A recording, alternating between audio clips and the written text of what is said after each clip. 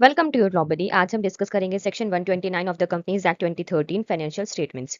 ये सेक्शन बताता है कि कंपनी की फाइनेंशियल स्टेटमेंट्स कैसे होनी चाहिए, एजीएम में कैसे प्रेजेंट की जाती हैं, कंसोलिडेटेड फाइनेंशियल स्टेटमेंट्स कब बनानी होती है, अकाउंटिंग स्टैंडर्ड्स का कंप्लायंस कैसे किया जाता है और वायलेशन पर क्या पनिशमेंट होती है। तो चलिए इस सेक्शन को समझना शुरू करते हैं।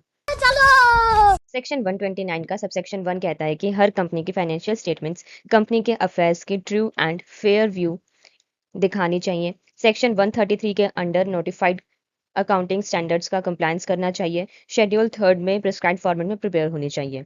इसके बाद है एक प्रोवाइजो। ये प्रोवाइजो बताता है कि फाइनेंशियल स्टेटमेंट्स के अंदर जो आइटम्स डिस्क्लोज किए जाते हैं वो अकाउंटिंग स्टैंडर्ड्स के अकॉर्डिंग होने चाहिए।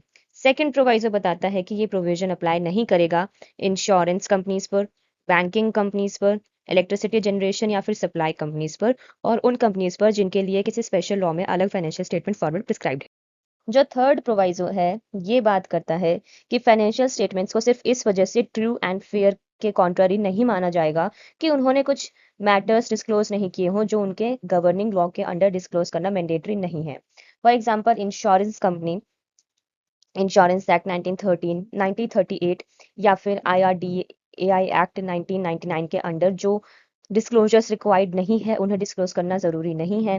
बैंकिंग कंपनी के केस में बैंकिंग रेगुलेशन एक्ट ऑफ 1949 के अंडर जो डिस्क्लोजर्स रिक्वायर्ड नहीं है उन्हें डिस्क्लोज करना मैंडेटरी नहीं है। Electricity company electricity act of 2003 के अंडर जो डिस्क्लोजर्स रिक्वायर्ड नहीं है उन्हें डिस्क्लोज करना जरूरी नहीं है।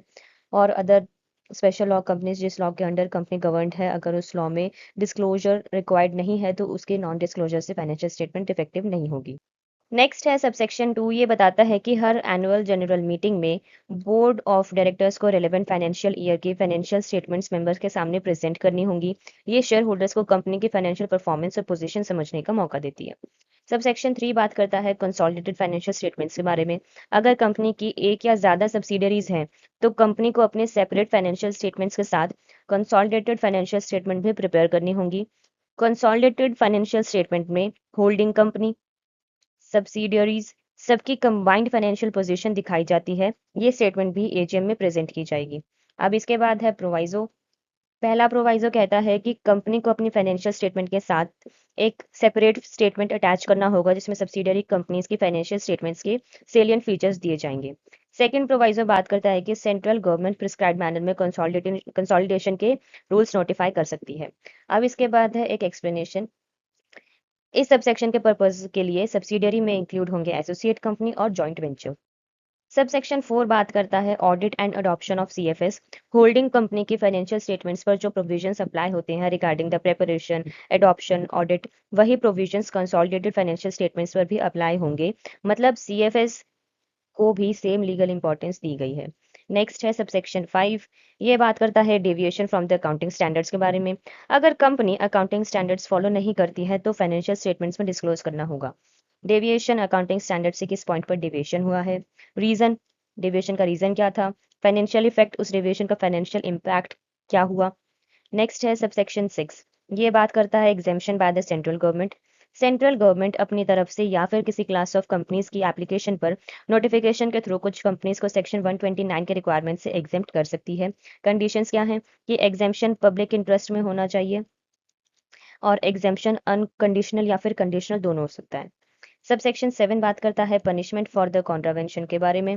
अगर कंपनी सेक्शन 129 का वायलेशन करती है तो लाइबल होंगे managing director, whole time director, chief financial officer, board द्वारा ऑथराइज रिस्पॉन्सिबल पर्सन और अगर ये ऑफिसर्स नहीं है तो कंपनी के सभी डायरेक्टर्स लाइबल होंगे।